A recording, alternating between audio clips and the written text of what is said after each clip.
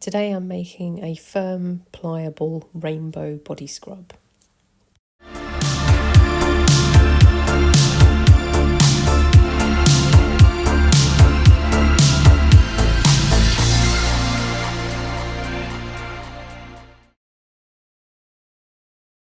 This formula is inspired by Stevenson's OPC bath butter, along with the additions that we normally add to make them scrubs.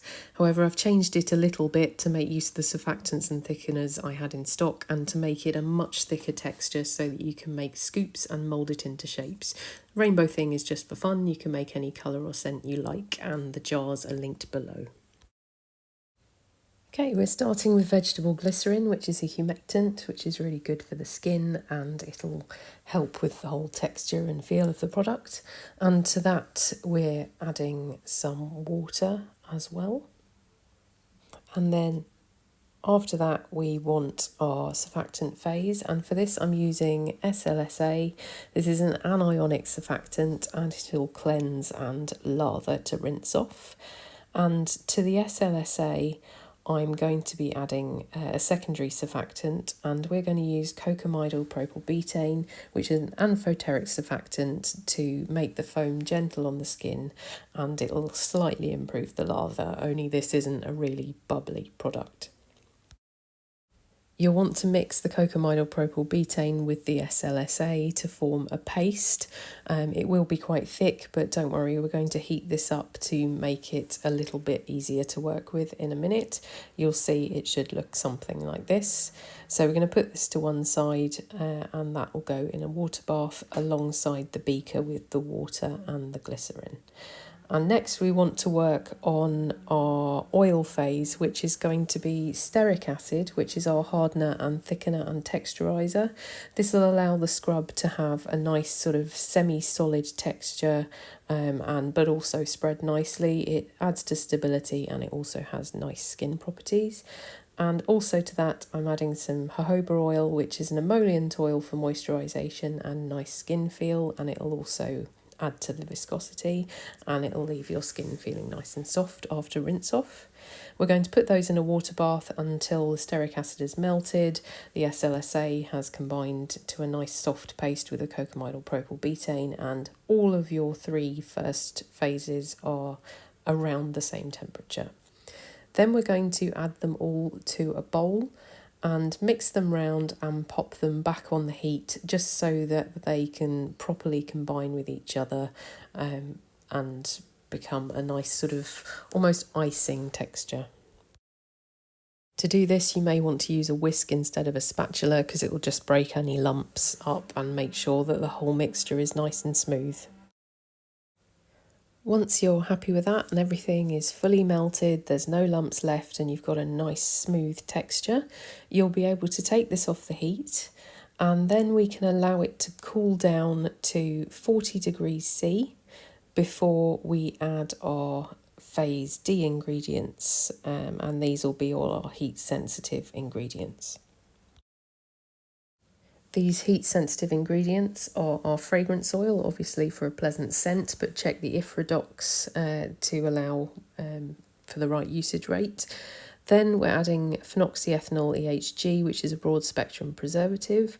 We're also adding some vitamin E because we do have oil in our formula, so we want an antioxidant, but it's also very good for the skin.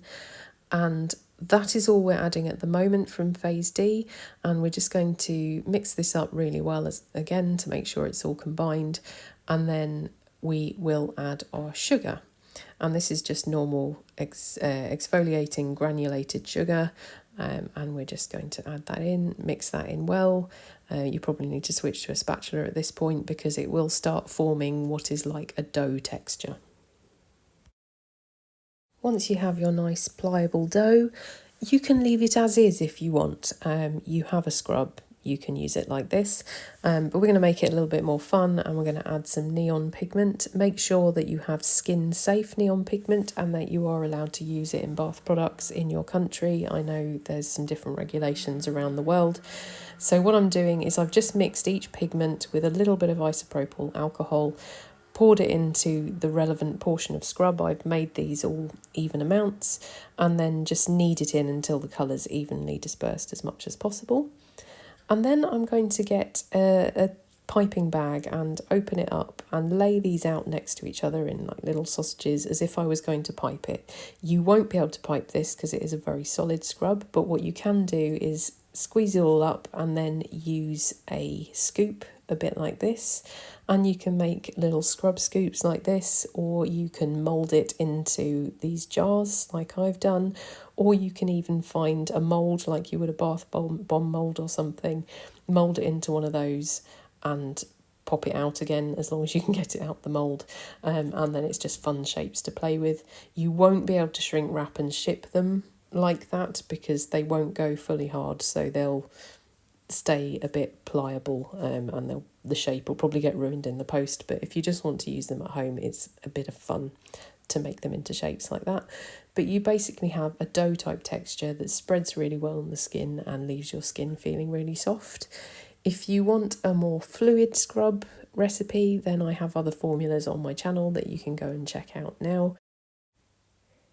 Here's me just testing it on my arm to show you the kind of lather and rinse off you'll get with this type of product. You can see it sort of spreads on, it's a bit like a paste, and it feels quite nice. It's got a lot of scrub to it, but it doesn't feel harsh, and then it just creates a really gentle lather that then rinses off, and you don't have that horrible greasy or any residue feeling after it's rinsed off. So it's really, really nice to use. And I'm really enjoying using it. Like I said, if you want a thinner texture, I do have other formulas. They are on my channel. Otherwise, thank you very much for watching. Thank you to all my patrons. If you do want to become a patron and get the printable formula for this, then that is all on my Patreon linked below. Thanks for watching. If you haven't subscribed, please make sure you do that.